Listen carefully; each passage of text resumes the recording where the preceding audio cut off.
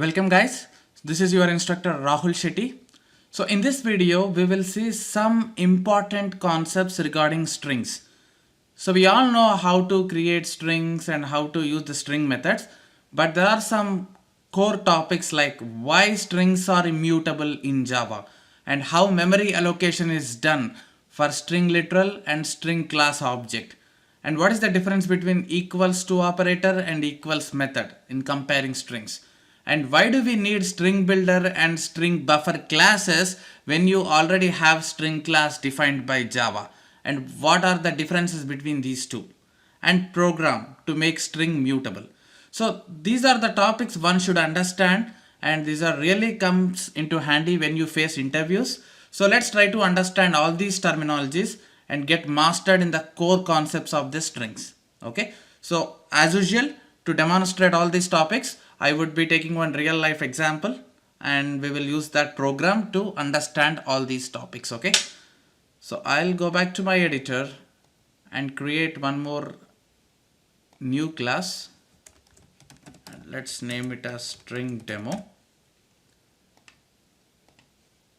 So I hope you all know that there are two ways to create strings in Java.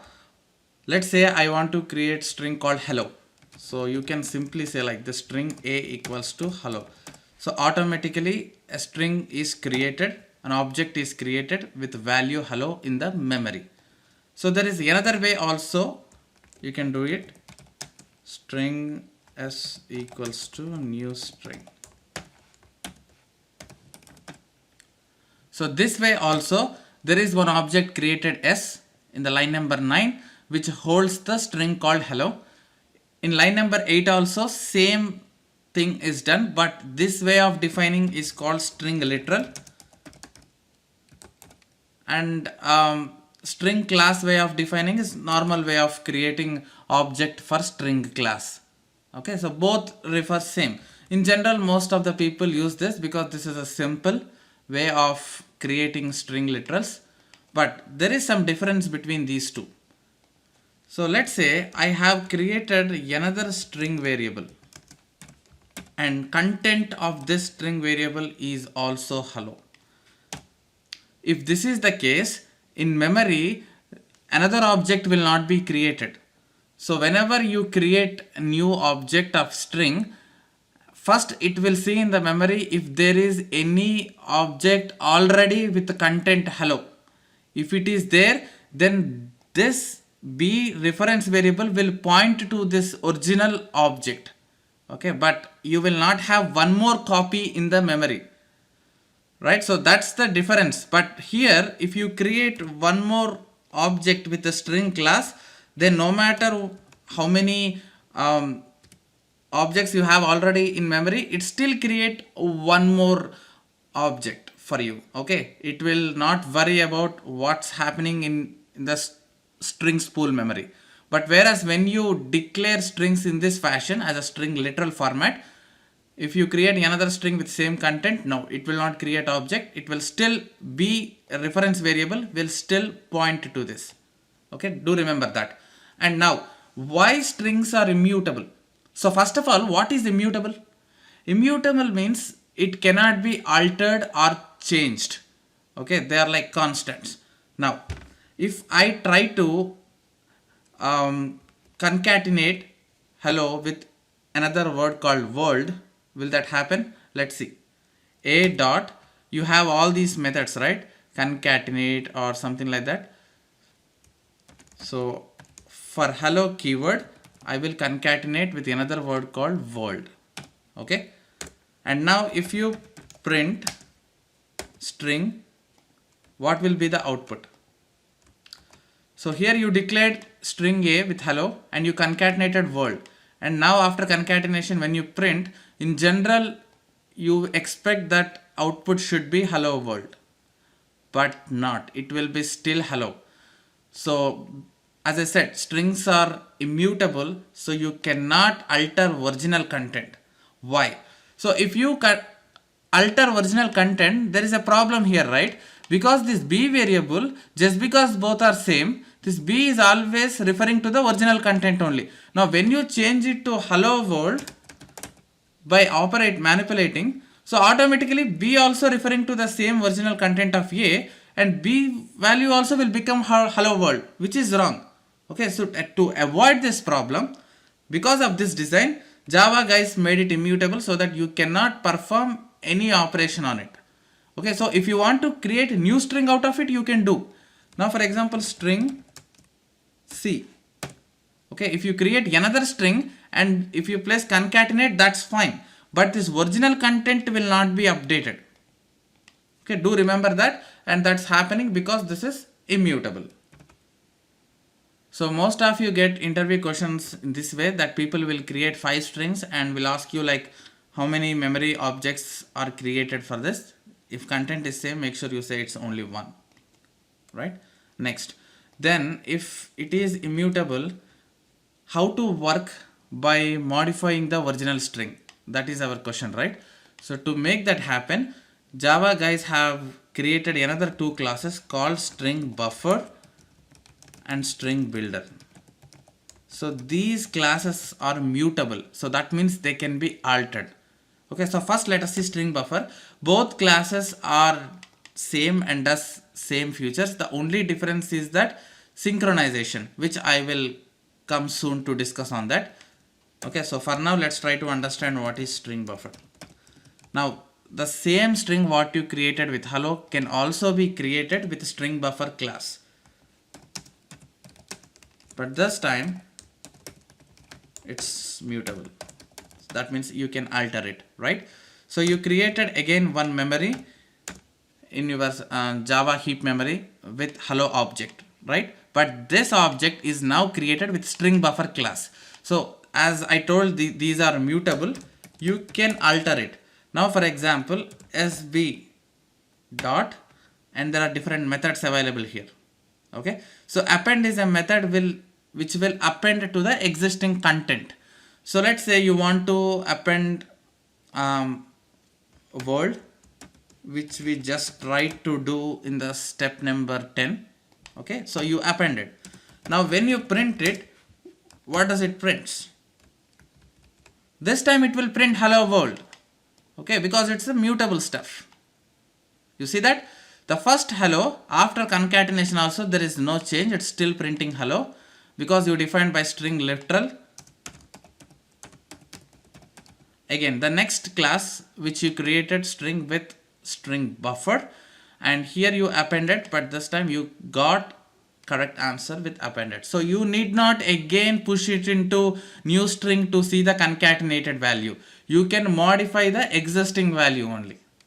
Okay, so that's the beauty of having a string buffer class. And again, the question will be like, I have to, when you say strings are immutable, by just going through some definitions in Google, then you should be able to justify your answer with all this explanation. Again, when you get a question like, what should I do to make string mutable? Then you can say that there are 2 classes available with which you can modify it.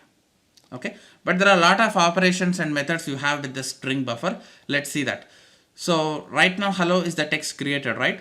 So if I want to insert any characters in between, so h will start at 0 index, e will be on the first index. Now after first index, which is at second index, if I want to add some new content, then I can say sp dot, because on the same string insert. So right now it's hello world, right? So I can say at second insert, just go and insert she. So after he, now she will come.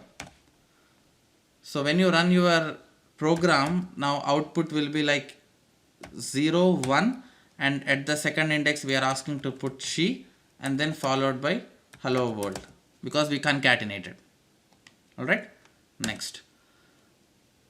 You can print it in the output and see what is your original content now, sp. So similarly, you can replace existing characters also. Now for example, sp dot replace is a method available in string buffer. You will not get all these methods in string. Okay, so that's why you can modify, alter, and do any modifications on string using the string buffer class. This is my favorite. Whenever I deal with strings, I use this class. So replace. So if you want to replace any substring, then you have to give what is the start and what is the end and what is the string you have to replace. Okay. Now for example, so this is the string after we modified here, right? So 0, 1, 2, 3, 4, 5. So after file, okay, so I would put 5. And if you want to remove this LL, it starts from 5 and you can say 7. So when you say replace 5 commas to 7, that means it will replace 5th and 6th, not 7th. Okay, so this is the border which will not be included. So if you provide 3 comma 5, then it will replace as 3 comma 4 characters. So here when you say 5 comma 7, that means 5th and 6th characters will be replaced. So 0, 1, 2, 3, 4, 5th and 6th are LL. So let's replace these two characters with AA. Okay. So after the step execution, it will be like this. O, W, O or LD. Okay, I'm just showing you what all different methods you have, like append, insert, replace. Okay. Next, to print it in the output, I would just again do the same string printing. So similarly, you can delete also. So you replaced, you inserted in the middle, you appended at the end. At the same time, there is another method provided by string buffer with which you can delete. So let's say you want to delete character at last index. So 0, 1, 2, 3, 4, 5, 6, 7, 8, 12th. So that will simply delete and you will get your string like this.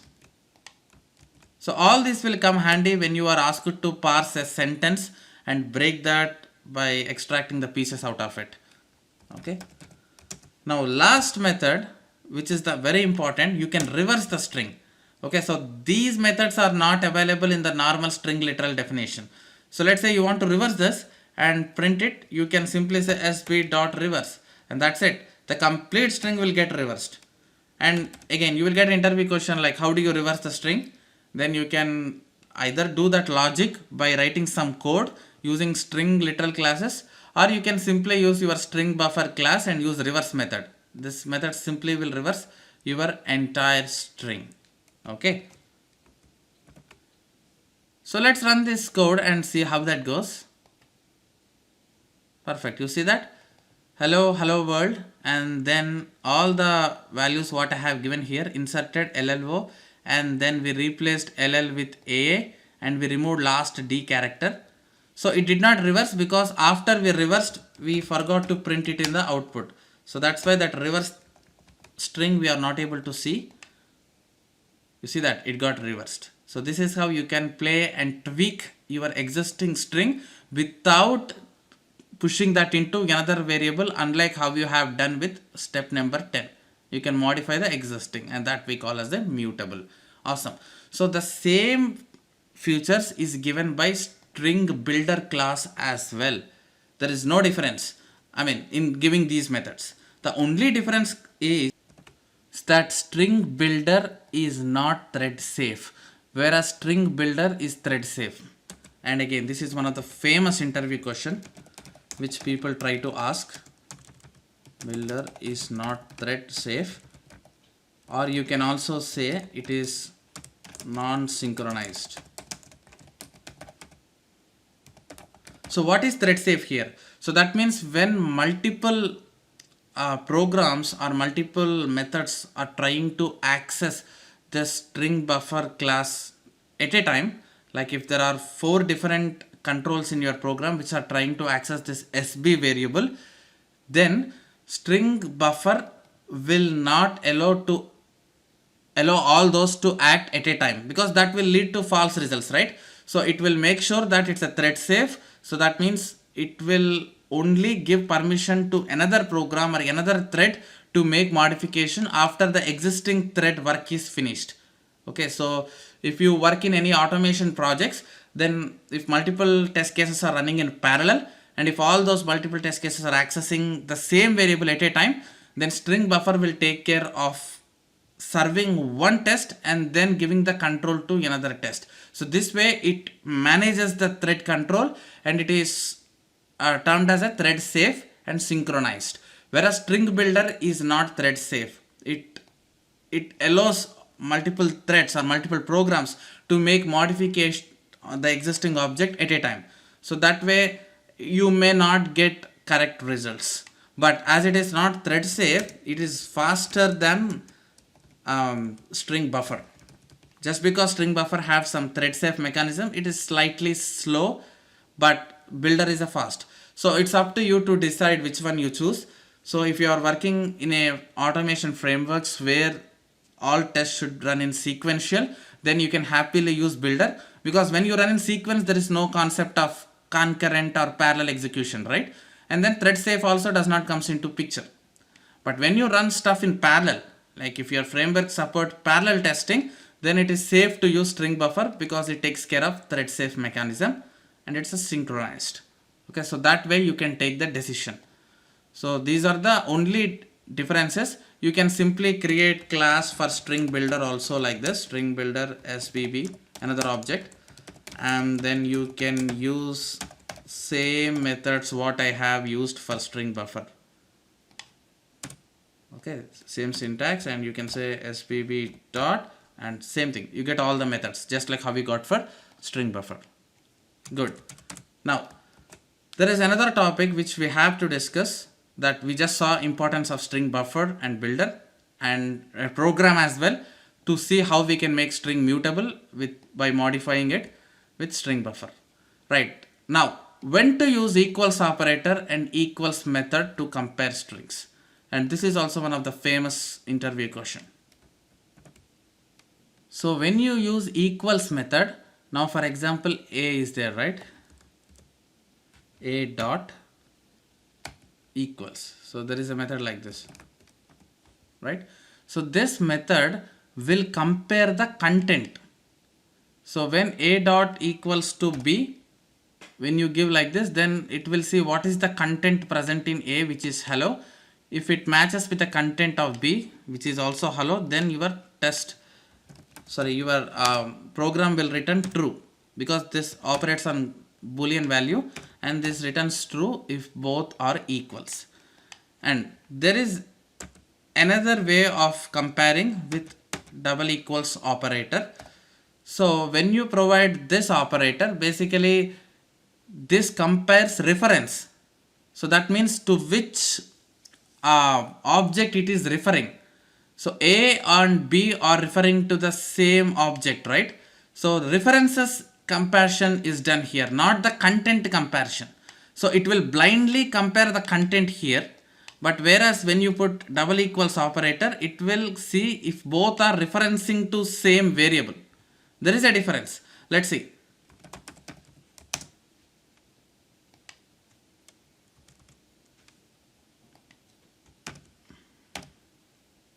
Right. So what this will return? This returns true because content is same.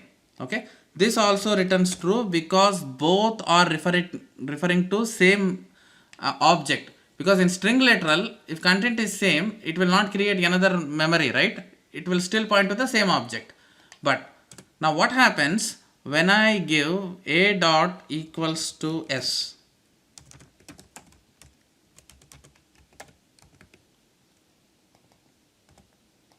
It still returns true. Why? As I said, equals method use content match, right? So no matter how objects are created, how reference are created, it blindly sees what is the s content here, hello. What is the a content here, hello, matches. So equals operator checks for content. So this also will return true, isn't it? But what if you write like this? This will return false, because a is pointing to some another object reference and s is pointing to some another object reference. Both a and b are pointing to same because they are literals, but the way these are declared is different, right? S have its own object, a have its own object reference, and those two are not referring to the same object. So this double equals operator here will fail now. Okay, so now let me run this program and you should see output like true, true, true, but last one will return false. Okay, matching the references when you use double equals. You see that? 3 trues, last one is written false. So that's how you should utilize and use these operators effectively. Okay, now what happens if I do s equals to s1? It will still return false only, because if you remember, I initially told that whenever you create string with string class, for every object it will create a new copy of in memory. Okay, so let me write it. String class creates new object every time in memory. Only in string literals it will not create. It will point to the existing one if you declare like this. Now, though the content are same, S and S1 are referring to different objects here because these are using by string classes. So if you try to do S equals S1, it will still return fail only. Okay, so S equals S1, it will fail because references are different as they are defined with string class, and it returns true when you use equals operator because equals just blindly compare, right? So run this again and you should see 2 falses. So this is how you can play around operators, and there is one more method called equals ignore case. Okay, so if you use that method, that means if there is any capital letter or small letter, it will still ignore it and matches. Okay, that's self-explanatory, right? Even if you have a capital letter here, it matches. If you don't give ignore case, so it should exactly match caps as well. Though the strings are same, but if one is on capital letter, it will fail, but it will not fail here. And as I said, this is the famous interview question. Like when you use this, they will give you like this few lines and ask you to name which will return true and which will return false. Okay, I hope you got clear picture in this video, like what is mutable, what is immutable, in how many ways strings are defined, how strings are stored in literal, how strings are stored using string classes, and when to use equals to operator, when to use equals method, equals ignore case method, and what are different string buffer and builder operations, how you can alter string in different ways, append, insert, replace, delete, you can reverse it as well. And more importantly, you understood the difference between string buffer and string builder. Okay, so that's pretty much about this lecture. Trust me guys, you can draw lot many interview questions from this single lecture. You will know this when you attend interviews. Okay, thank you, and see you with one more interesting core Java topic in my next lecture. So stay tuned to rahulshettyacademy.com for exciting updates on automation industry. Thank you.